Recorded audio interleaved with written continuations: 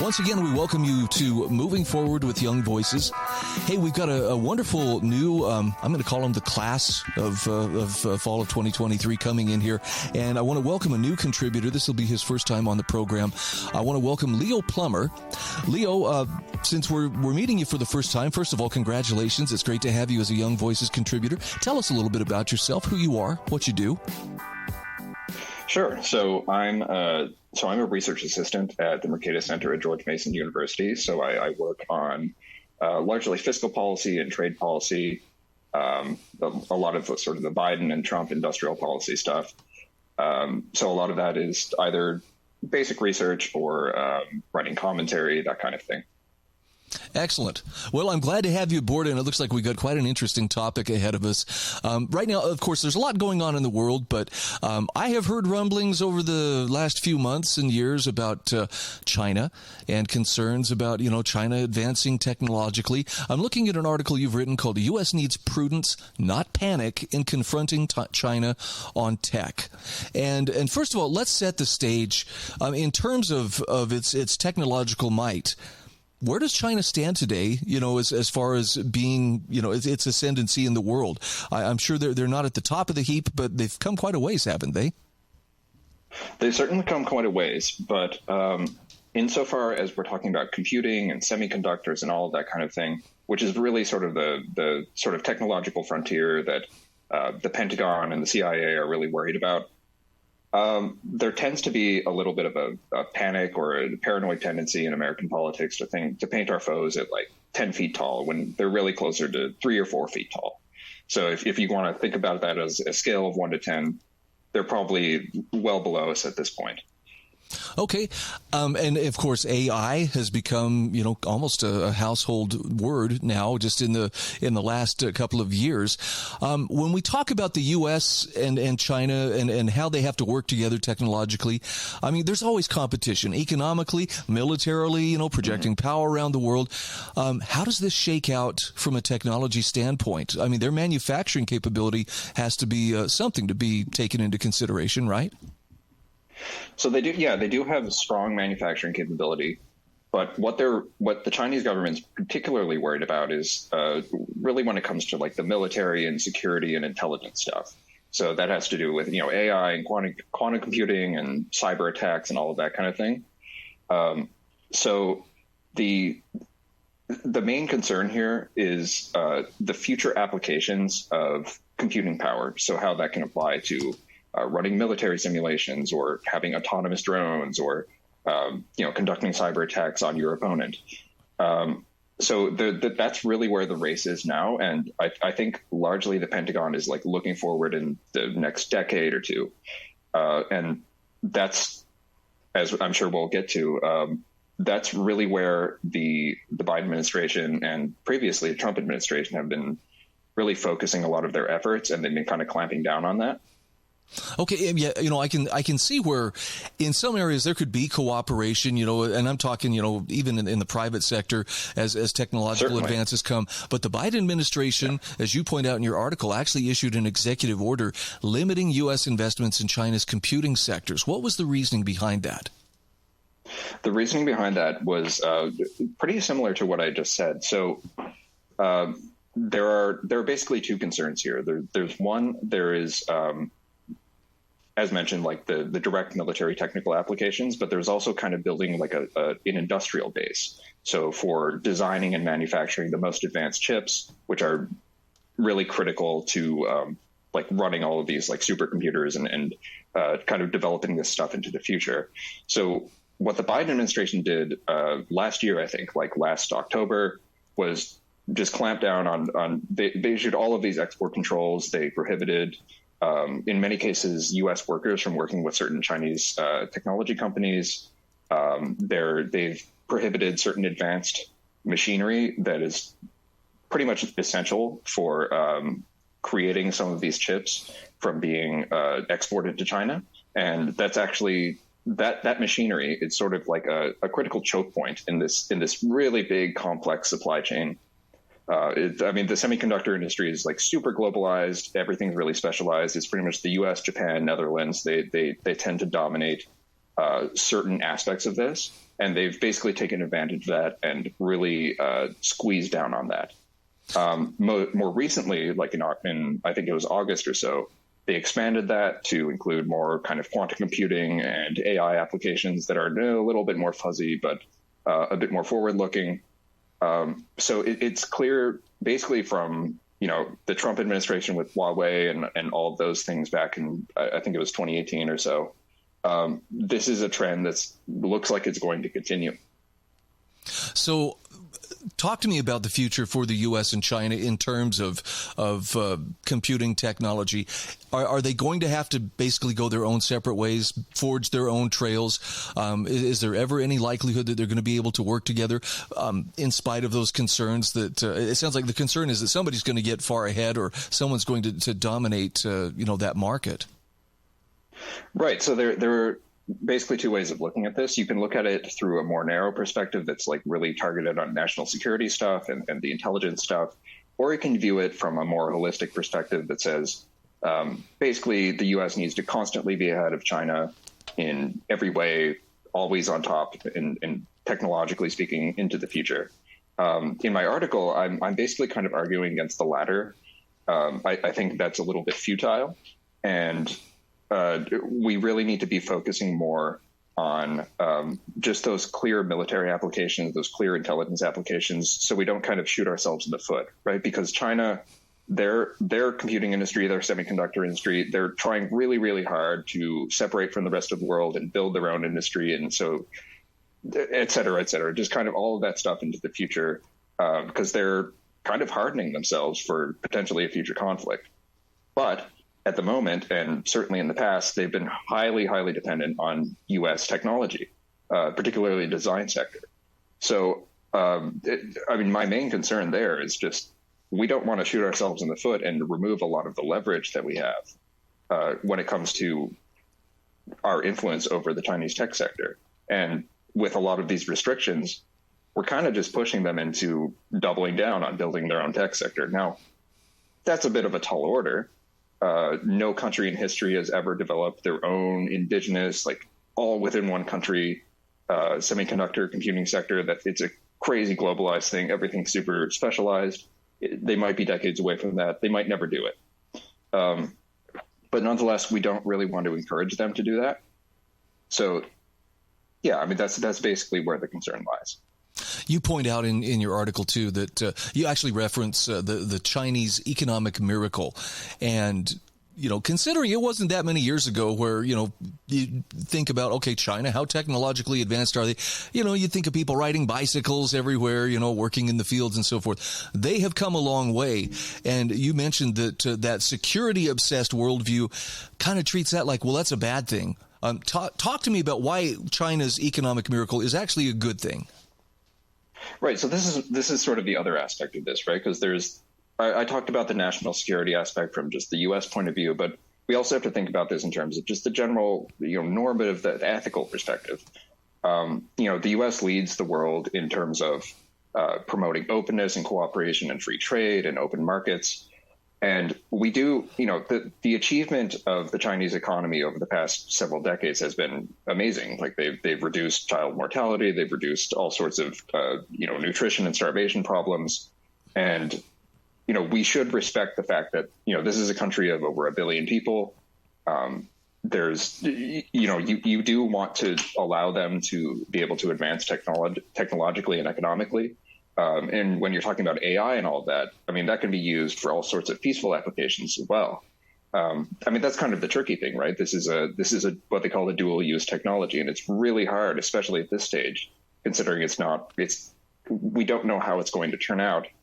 It's really hard to tell how these chips are going to be used. Are they going to be used for, autonomous hunter-killer drones? Are they going to be used to cure cancer?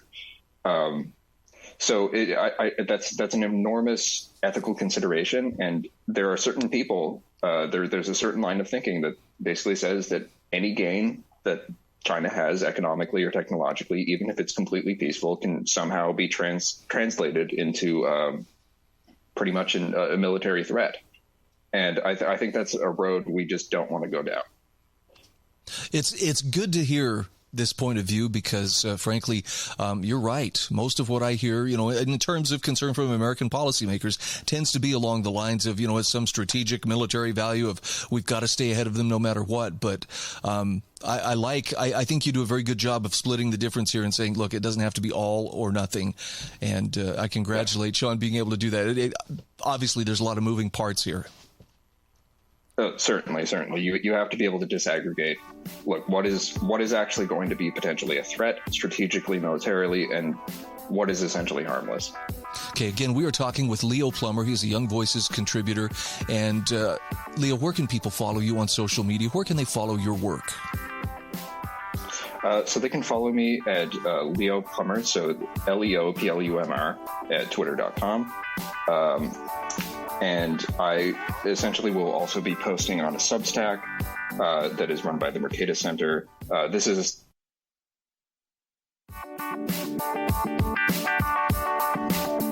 Welcome back to Moving Forward with Young Voices. Hey, I'm happy to welcome Andrew Sandstrom to the program. Andrew has been a familiar face and familiar voice, well, actually a familiar name to me. Andrew, this is the first time I get to hear your voice, but you've worked with the Young Voices program for a while. Now you're an active contributor. For the sake of our audience members who are meeting you for the very first time, tell us a little bit about yourself. Well, it's great to finally meet you voice to voice, Brian. And I'm biased, but I've enjoyed the show for a long time. I'm biased because obviously I was helping behind the scenes for a little while. Young Voices is awesome. I'm a contributor there now. I'm originally from Ogden, Utah. I say originally, I still live in Ogden, Utah, with my wife and son. We've got a little girl on the way. I've worked for a long time, and I've worked for about 4 years in political advocacy and I've been a political consultant for about 4 years. Okay. Now, and I don't want to distract from the message we're going to be discussing, but I want to give some kudos here to Andrew and the other staff at Young Voices. Each week when we do this program, we are literally pulling together 4 contributors, sometimes from every corner of the world. We talk to contributors on the African continent, in Europe, everywhere you can think of. And he's the one who helped to make that happen and make it happen smoothly and predictably. And mostly it always goes without a hitch. And I got to tell you, thank you. I really appreciate all your hard work. Thank you, Brian. And of course, shout out to you for all of these interviews that you've done for a very long time now for Young Voices. A lot of rich commentary from a lot of very sharp young people. I would agree. And it's like, this is like schooling for me. Okay, I'm getting better informed on world events. I'm getting better informed on domestic things. And you and I today are going to talk a little bit about the GOP debate that just took place. You have an article here. Nikki Haley won the debate. Can she win the nomination? I didn't get to see the debate, so do you mind just kind of walking us through some of the high points and low points, and particularly where did Nikki Haley emerge as kind of a leader in that particular debate? Well, first of all, Brian, I don't have time to go over all of the low points of that debate. There were a few. There were quite a few parts that were difficult to watch.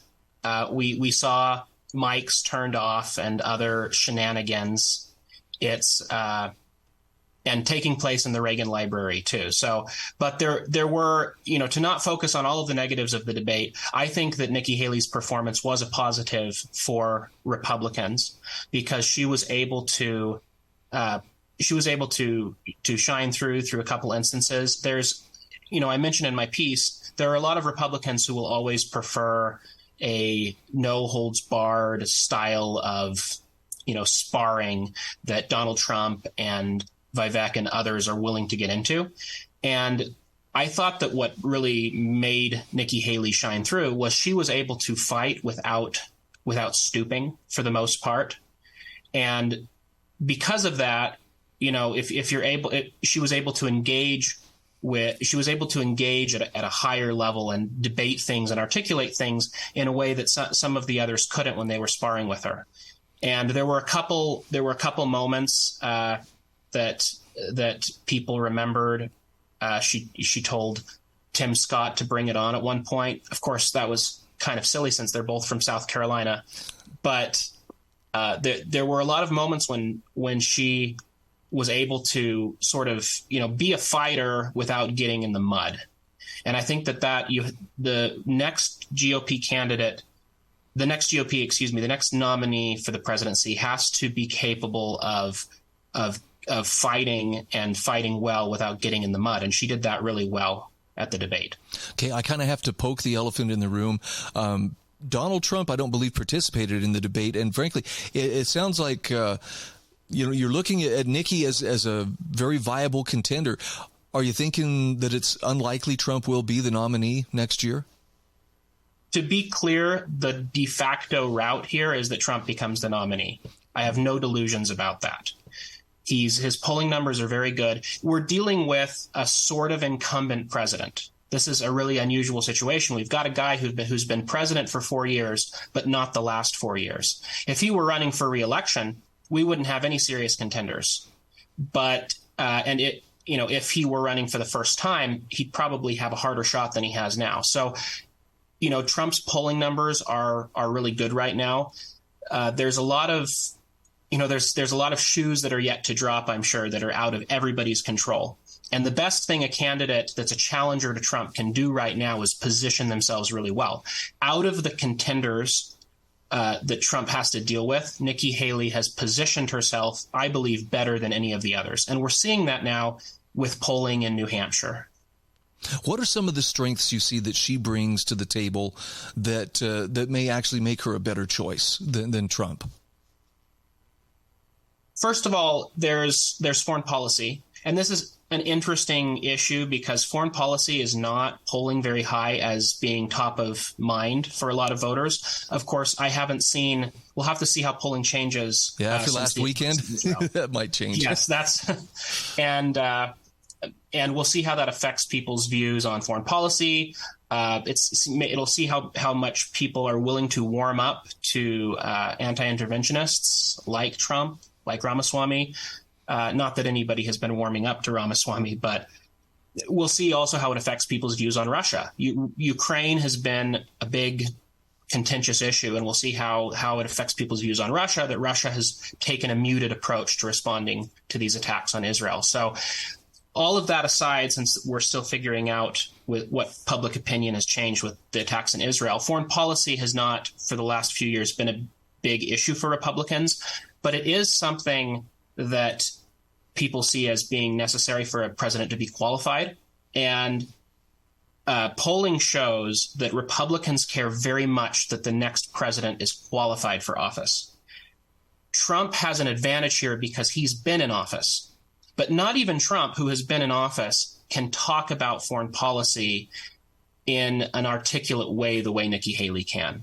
And I've heard that from my friends, right? Brian, you've probably seen the same thing when you're talking to people who are open to a new candidate, who are weighing options, will say, Nikki Haley, she sure is smart when she talks about policy, right? That's really to her advantage. She can do that really well. She is actually probably a little hawkish for my taste, but I think you're absolutely right. To hear her talk about foreign policy versus hearing Trump talk about it, she clearly has a grasp of the subject that I would guess the other candidates really don't, from her past experience. Yes, and that really plays to her advantage. Talk to me about how she can prove that she can win, because I know for the party to get behind her, they've got to look. Joe Biden, I don't think he's going to be the nominee. Maybe I'm wrong, but I just have a hard time imagining him making it to that stage of the game. But how can Nikki Haley show the GOP that she's got what it takes to step up and bring home the prize? Well, Republicans have to operate on the assumption that they're running against Joe Biden. And if they're running against Joe Biden, which I believe they probably are, then the polling would show a lot of them performing well. I mean, it depends on the poll. Trump recently told Megyn Kelly that every poll shows him winning. That's not true, but a lot of them are polling well against Biden. The thing is remember, people thought that Romney had a really good chance in 2011. and then he didn't perform very well in 2012. So we have to sort of look at, remember, a lot is going to change. The media landscape is going to become pretty hostile to whoever the Republican nominee is. Oh, yeah. And Nikki Haley has shown in polls that she outperforms the other candidates with independents and with moderates in beating Biden in a general election. And she needs to not just show Republicans that she can win in a general election. She needs to show them that she'll be winning for them and that she's a fighter for the things they care about. She's too moderate for some people's taste. She needs to show that because of that, she can articulate a conservative vision to people who don't share a conservative vision and be a winner for conservatism in that way. Okay, again, we are talking with Andrew Sandstrom. He's a Young Voices contributor as well as a political consultant based in Ogden, Utah.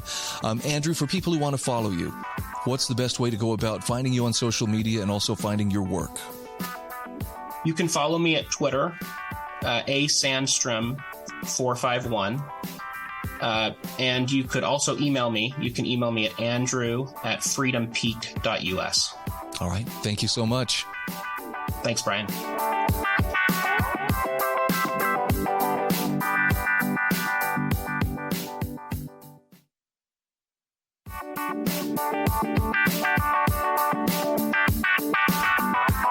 Welcome back. This is segment 3 of Moving Forward with Young Voices.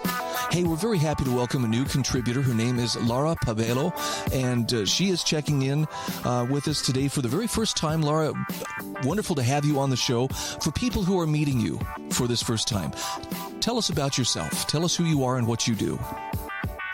Well, my name is Laura Paola. I'm right now in Mexico and I'm Mexican. I recently graduated from a master's degree from the University of Glasgow in History of Globalization, and my main focus has been immigration. So that's what I'm talking about today. Yeah, well, I'm looking at this wonderful article you wrote, Florida's immigration law can disrupt key industries in the state. And I understand immigration is a pretty big issue in many, many states across the United States. I was not aware, though, of some of the different aspects of what Florida was dealing with. Help me understand the legislation that was signed by Governor DeSantis back in July. What did that legislation do? And let's talk about how it may actually disrupt some of the key industries in that state. Okay, so Governor DeSantis 3 months ago, he signed a law in May, but the law came into action 3 months ago in July. It's the Senate Bill 1718, and it's basically referred to as the roughest immigration law against illegal immigrants in the United States.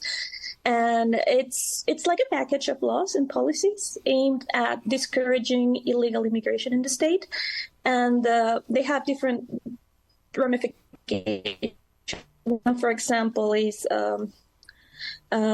making some driver's license from different states.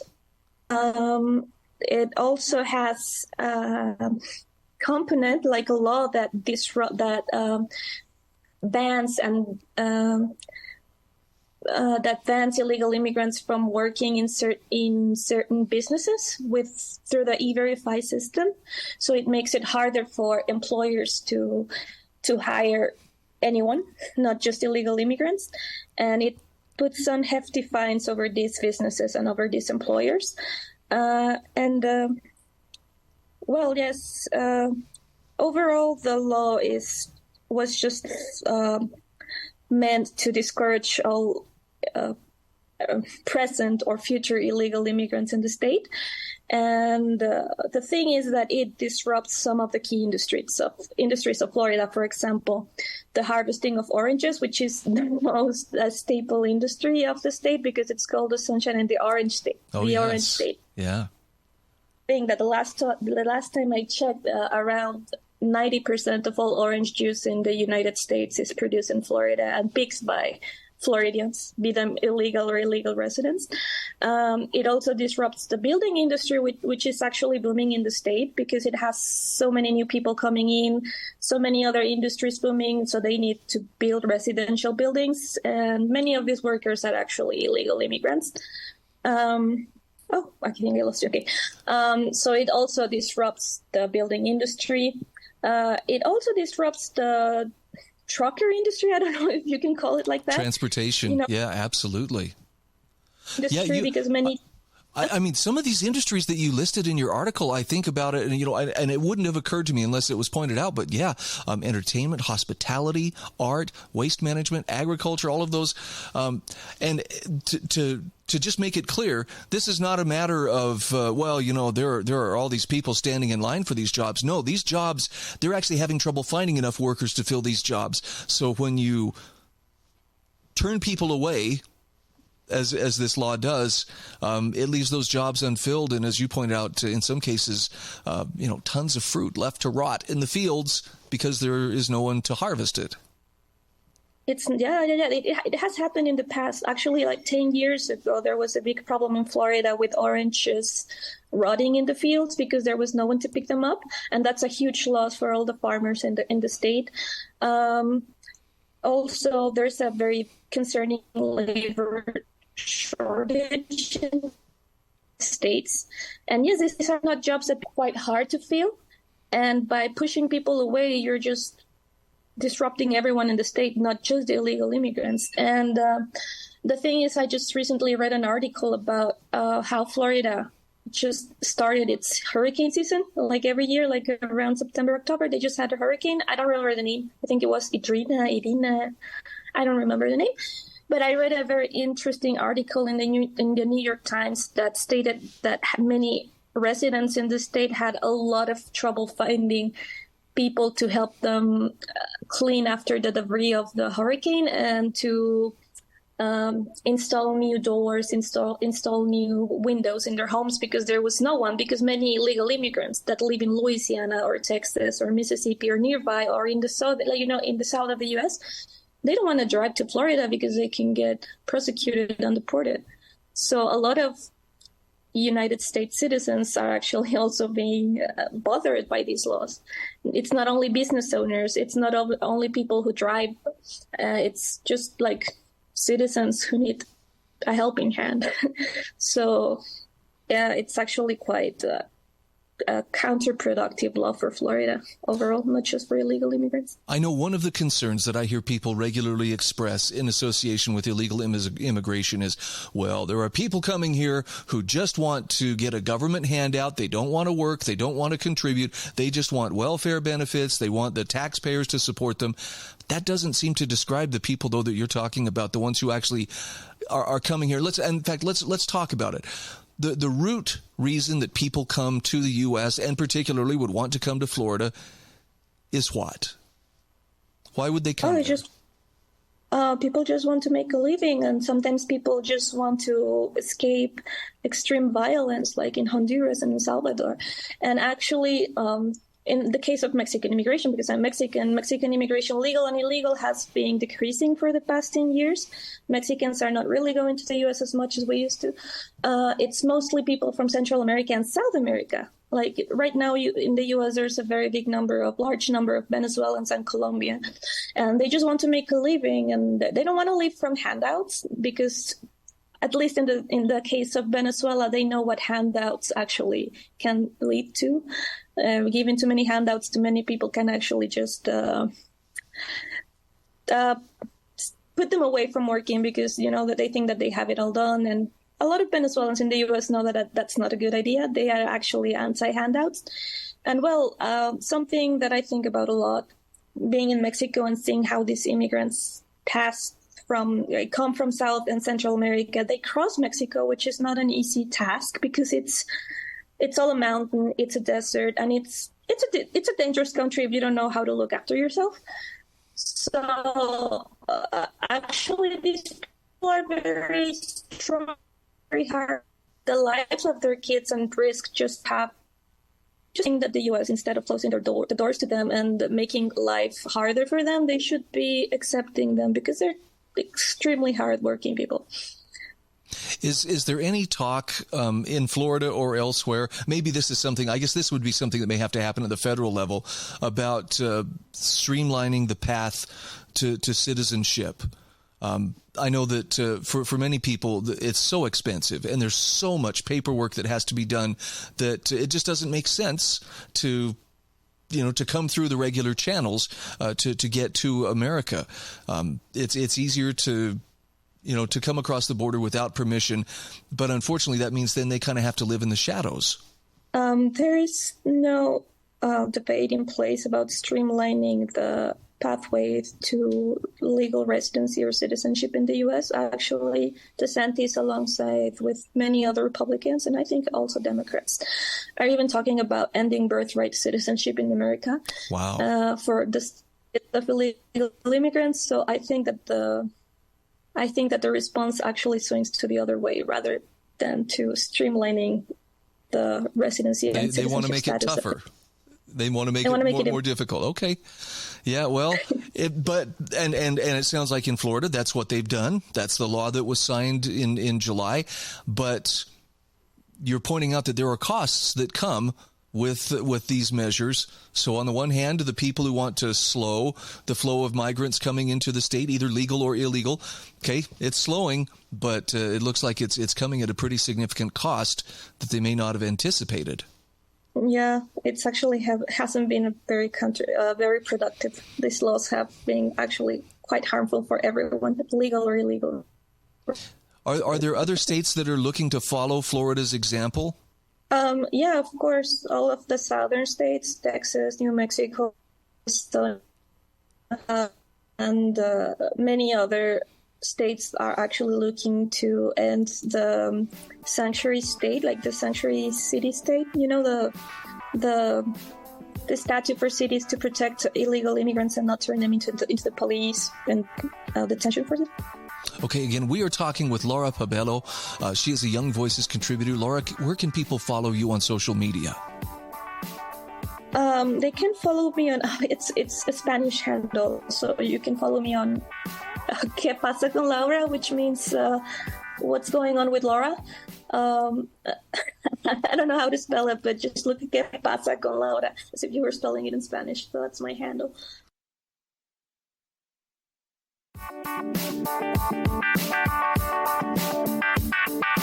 Welcome back. This is our fourth and final segment.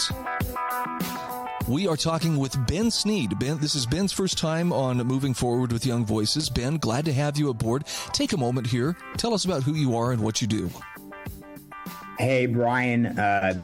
Good to be on the show. I am a student at the University of Oregon. I've been somewhat involved in sort of local politics in Oregon here for a while, and looking forward to graduating from the university here at the end of this year. All right. Well, I'm looking at an article that you've written. Walkouts are worth it, even if it costs Republicans re-elections. And I guess last November, Oregon voters passed Measure 113. Tell me about what that measure was, and what was it that prompted voters to vote on that and pass it? Well, Brian, the first thing that's important to understand about Measure 113 is sort of the history of the Oregon state legislature. Obviously, Oregon is a majority Democrat state, and that's reflected in the legislature. Democrats are controlling both chambers, House and the Senate, and the governor's mansion as well, and that's been true for the better part of a decade. What that means is that there is not much recourse for the Republican minority when they attempt to halt the Democrat progressive agenda. The reality there is that a big part of the state, the eastern part of the state especially, is obviously not represented by that majority party.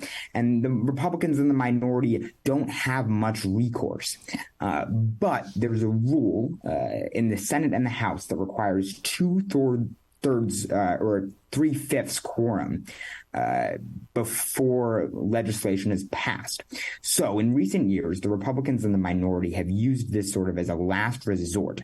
It's a bit similar to the filibuster rule in the United States Senate, but it's considered a little bit more of a norm violation. So in the past few years, the past few legislative sessions, the Oregon Democrats have proposed bills such as a cap and trade bill, gerrymandering the lines of the congressional districts in the state of Oregon. These pieces of sort of more divisive legislation that have a direct impact on the way of life for rural and oftentimes conservative Oregonians who are represented by the minority Republican Party. And the GOP in the House and the Senate in Salem have responded by walking out. And what that does is it stalls sort of all normal business, preventing any legislation from passing the House or the Senate. But it also prevents those sorts of more divisive pieces of legislation that are being pushed through the legislature by the progressive Democrats who are mainly coming from Portland and Oregon cities. Now, those walkouts have successfully stalled and prevented these pieces of legislation like cap and trade, like gerrymandering, from impacting the lifestyles of rural Oregonians. But in recent years, specifically last election season, progressive activists responded to that by proposing Measure 113. And what Measure 113 did, pretty simple, barred representatives who participate in these walkouts from running for re-election. Now, there were some ambiguities this summer about sort of the text of the statute. Republicans threatened to sue, saying it was unclear.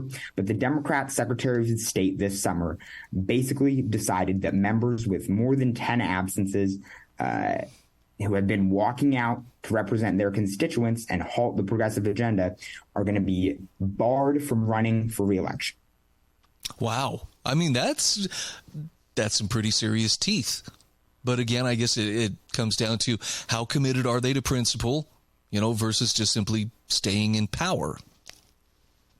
That's exactly correct, Brian. And I think what's interesting about it is that although Republicans, they're threatening to sue, they're obviously quite opposed to running for being barred from running for re-election. That's understandable, wanting to maintain your seat in the legislature. But at some point, my take is that these walkouts have been worth it. They've prevented legislation, again, really thinking of cap and trade in particular, that would have decimated a lot of the industry and economy of rural parts of the state, of the constituents of these Republican members of the legislature.